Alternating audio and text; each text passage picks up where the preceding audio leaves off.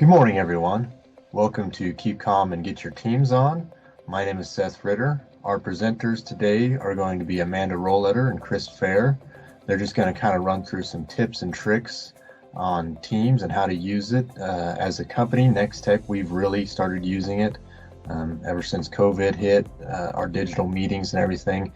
Hopefully, you can find some things that you didn't know and that you can implement in your workplace.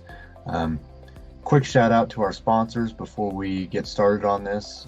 They are Lenovo, Axiom, Intel, Cinex, Great American Financial, Sonic Wall, Hewlett Packard Enterprise, and Nex-Tech Wireless. We really thank them for making this all possible. A few quick things on the presentation itself. This has been pre-recorded. We did that for a couple reasons. We want to make sure that we're able to get the most information in there that we believe is possible, and we just want to make it a better experience for you. And then also, due to time constraints, we wanted to make sure we weren't going over.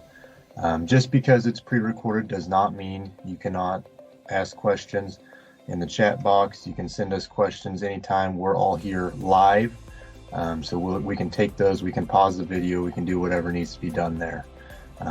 At the end, we'll have a drawing for a $100 Amazon gift card, and I'll do that, and then we'll send you on your way. So without any further ado, I'll hand it over to Chris and Amanda, and we'll go from there. So hope you guys enjoy this.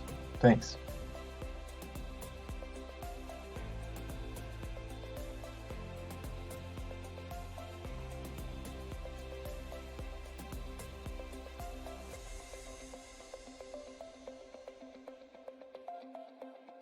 Thank you, Seth.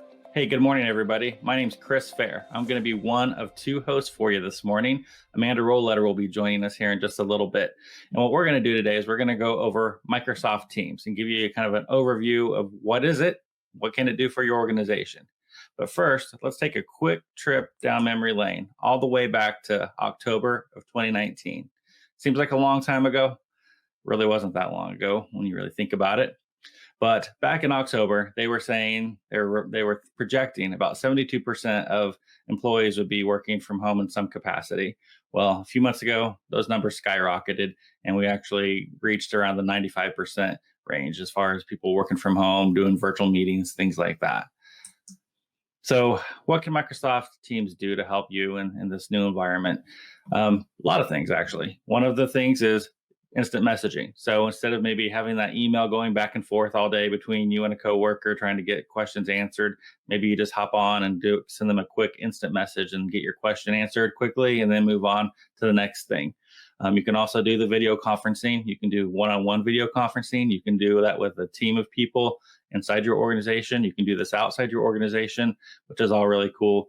It also works very well with the whole Microsoft suite of products. So you have your Outlook, your SharePoint, your Excel, all those different things. They all work very well with Microsoft Teams.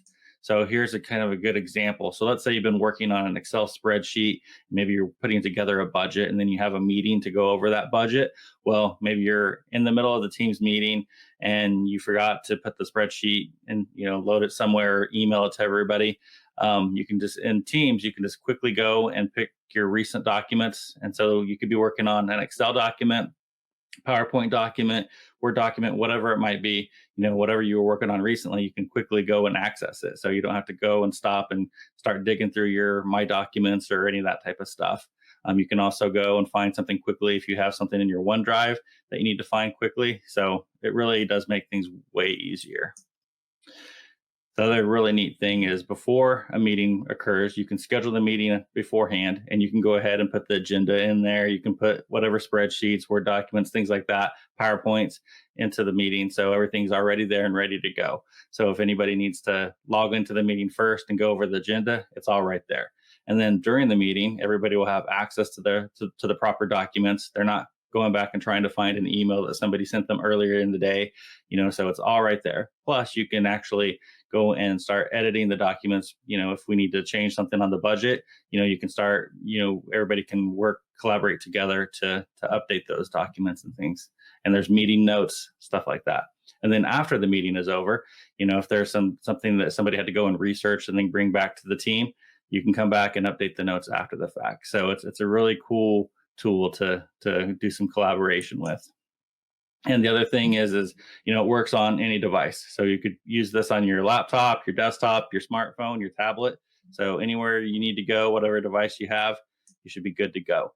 And it's a consistent experience no matter what device you're on. So there's also a video conferencing unit. So if you have a conference room and you want to have a console there, there's a console you can put on your desk there, and you can have the same functionality as you would on your desktop or your laptop or whatever. So it's the same experience no matter what device you're on. Even if you're on a smartphone, you're still going to be able to see the different, if somebody's sharing a PowerPoint or an Excel document, you will still be able to see all that stuff as well. Another really neat feature is, let's say you have somebody that's hard of hearing, or maybe their speakers aren't working on their computer, there's the live captioning feature. So you can turn that on, and instead of listening to it audibly, you can see the text message or the audio text being converted to text. And so that really helps. Also, let's say you're in a noisy airport and maybe you forgot your headphones, or your headphones ran out of batteries. You could still follow along with the meeting by reading the captioning, which is really cool. I've been on several meetings lately where there's a lot of people on there, and it can get kind of cumbersome because somebody wants to talk and they're on mute, or somebody starts to talk and somebody else starts to talk and there's a delay. And so this feature where you can raise your hand, so whoever's moderating the meeting, if somebody else wants to raise their hand, that person will know that they have something to say, and they can help unmute them and give them the floor and that sort of thing. So it just kind of helps make the meetings more efficient. And lastly, they have a lot of different devices that are made specifically for Microsoft Teams. There's headsets, there's the conferencing units that I mentioned before that all just work. They're made by Microsoft, and they're designed to work with the software. So those are some pretty cool options that are available for you as well. So next up, I'm going to let Amanda Rollletter kind of dive into some of the organizational aspects of Microsoft Teams. Thank you for your time. Thanks, Chris, for starting us off this morning. All right, so now I'm going to take a couple of minutes, walk you guys through the Teams application, give you guys some ideas on how to organize and really use the application as a true collaboration tool. So for example, here, you will see that I am a part of 3 teams within the Nex-Tech Microsoft 365 subscription. When I drill down under one of these teams, I find these sublayers that are called channels. So let's take Safety Trainings channel, for example. Under the Post tab on that channel, I'll find an ongoing dialogue and conversation of each month's safety trainings that our group is required to do. As I need to go and review the month's safety trainings, I access the Files tab, and I find the file that I need to review for that month's training. June is bike safety. As you'll see, this is a Word document that I can click on and then open within the Teams application. I don't have to go anywhere else to find this information. It's already there for me. As I review the bike safety and I understand what that is about, I close the document. And the way that we have it set up is then we use an Excel sheet to then mark when we have completed that training for that month. So I'll open this Excel file within the Teams application. I click in the tab, and I type that I've done, green check mark so that my comments stay in there, and I close the document. As you'll see here, you can see that the document was changed and modified a few minutes ago by myself. If I go out there and click on it again, you'll see that my comments are done. You see, we have a few others that are still completing that training for this month. So as you can see, all of those files are in the application. You don't have to go out and find an email. You don't have to go out into a shared folder out on the cloud somewhere or a local drive. They're all here. So that collaboration just keeps everything together. You're going to find the same sort of organization within your chats, your meetings. For example, here's a chat between Chris and I. If I go to the files, I'll find all of those files that Chris and I have shared with each other. I can download those if I need to. I can open them online if I need to, but they're all there. I don't have to go back through that whole chat conversation to find where he shared that with me. I don't have to go looking in an email somewhere where he shared that with me. It's all there. So moving on, I want to share a little bit of organization and collaboration through the calendar tab. You can access your calendar just like you would through Outlook, through the Teams application, through that calendar tab. You can find all your meetings. You can schedule new meetings if you need to. You can actually join a Teams meeting straight from the Teams application. You don't have to go out to your Outlook to find that, click on the link, join, open the application again, however that may be. It's just a lot less clicks. And again, you are staying within the Teams application. You're not having to roam and chase things down. A little organization within an individual and specific meeting. You have your chat. You can actually, anytime that meeting is scheduled, even if it's before the meeting actually starts, you can start a chat conversation. You can add files. Maybe it's an agenda. Maybe it's a PowerPoint, maybe it's, whatever that might be that you want to share with whoever you're having that meeting with, and you want to throw that out there so that they can review it before the meeting. This is how you can do that and have that collaboration. Meeting notes, you can start a meeting notes at any point in time. Throw out the agenda there if that's the case. And then everybody can actually add what they need to add to that meeting prior to, during, or after that meeting. You can always access it there. It makes it a very nice tool, especially if you have those recurring meetings. Use the same meeting invite and the same meeting notes, the files, the chat, everything's there. You don't have to go and think, oh, that was on that meeting that we met on in May. But I need this other tidbit of notes. Was that on April's meeting or was that on May? Keep using the same meeting and you'll have all of your notes there. Organize them by date, however you want to, but it's all within that same meeting. It makes it very nice. Moving on real quick on a couple of other tabs. Chris mentioned files in his first segment here. This is how you can access recent files, ones that you're continuing to work on. You can access your OneDrive that is part of the Microsoft 365 subscription.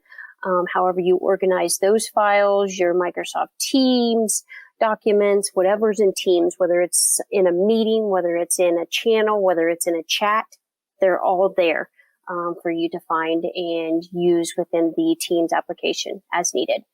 Real quick, Stream. Stream is a video recording tool. This is actually how Chris and I have recorded this demo for you, but we also use it as we have product trainings or department trainings, and we record those meetings. Then those meeting recordings go into Stream, and we store them there. I have created a watch list of those trainings so that I can go out and access those videos and watch them at my fingertips without having to go through and try to find where that video is. It's all there. So you can organize that within the Teams application as well. Next, for those of you who use OneNote like I do every day, all day, OneNote syncs to Teams as well. There are some glitchiness on how that actually works. However, for what I've used personally, accessing notes, adding notes, all of that, it's there and it serves the purpose fantastic. So those are just a couple of things that I wanted to go over, showing you how to organize and actually use the collaboration part of Teams. I work in Teams a lot throughout my day. I don't have to bounce back and forth through all these different applications. And the more that I'm learning about Teams and the more apps that I'm implementing within Teams, it really makes it a very efficient tool to use. I appreciate you taking a few minutes with me here to walk through the Teams application and show you kind of how we use it as a company, how we use it as a department, and then also how I use it personally within my day-to-day routine in collaboration with my teammates. So now I am going to turn it back over to Chris for a few more updates and information for you. Hey everyone, it's me again. I just have a couple really quick things, and then we're going to go ahead and jump into your questions, and we'll give away a prize at the very end here. But real quick, I wanted just to discuss Microsoft Forms. What is Microsoft Forms? This is a tool that you can use within your Teams meetings. So let's say you need to create a poll. So maybe you have a meeting and you have a couple questions you want to ask throughout the meeting. You can go in and you can create a poll ahead of time, and you can survey the audience. You can also create questionnaires as far as, let's say that maybe you're wondering, what topics to discuss for the next meeting, and maybe you have a few ideas, and so you put those out there and you can let everybody kind of vote on what that looks like. You can also put out, at the end of every meeting, was this informative? What could we do better? Things like that. So you can go in, you can tailor make those however you want, put those out there, and it's just a good way to kind of get your thumb on the pulse of what everybody's thinking. And if you need to collect some data from your audience, that's a good way to go about trying to achieve that. And here's kind of a quick example of what a questionnaire could look like. Microsoft Flow. This is a pretty cool tool. And I think that in order to really do it justice, instead of me explain it to you, I'm going to go ahead and play a video for you. Let me go ahead and get that queued up. These days, there's a cloud service to do just about anything. The problem is, there's no good way to get your favorite apps to talk to each other, to connect them, and automate the tasks that are so time-consuming. Or is there? With Microsoft Flow, whether you start from a template or create your own multi-step flow across several apps, it's simple. Why constantly check email when you can get a text message anytime anyone important emails you? Automating that means you can use that time to do other things. And Microsoft Flow can really help get things connected. Say someone tweets about your company. Set up a flow that follows them, sends a nice reply, adds them to a spreadsheet that gets emailed to you for your approval, then adds their contact to Salesforce or Dynamics 365. And now you can get and manage approvals using Microsoft Flow on the web, your phone, or even right from your inbox. And this streamlined approval process works with data in SharePoint, Microsoft Dynamics 365, Twitter, MailChimp, and over 100 other services. And with the Microsoft Flow app, you can monitor, manage, and create flows from anywhere. For tasks that need to happen now, like instantly blocking out the next hour in your calendar, we've designed flows that start with a tap of a button. How about that? That's technology talking together, working smarter, so you can work less and do more.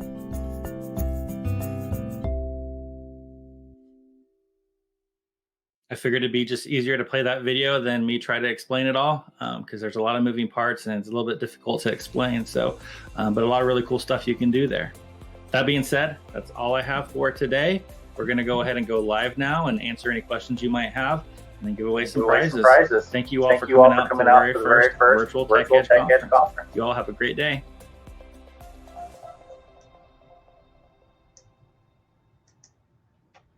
All right. Thanks, everybody. If all of a sudden you have the urge to stand up and applaud, that's okay. Don't feel silly about that. We'll go ahead and see if there's any questions out there that anybody has. I know that Amanda's been doing a really good job of following the chat to see she can answer your questions. Is there anything that we haven't answered yet, Amanda? There's a few lingering questions out there. Asking about Flow. Okay. Yeah, so it's Flow in Office 365. There's different versions of Office 365. So it's going to be available, I think, in Business Premium and then the Enterprise level. So there's E3 and E5 and those types of things. So there are different plans. So some of those aren't available in some of the lower plans. So I can get you some verbiage on all that stuff. So what else we got? We will get the recording out to everybody afterwards, so don't worry about that. We'll make sure to get that to you guys. Let's see here. A couple of comments. Trying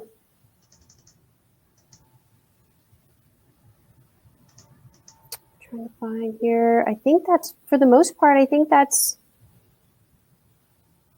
what we got. Okay.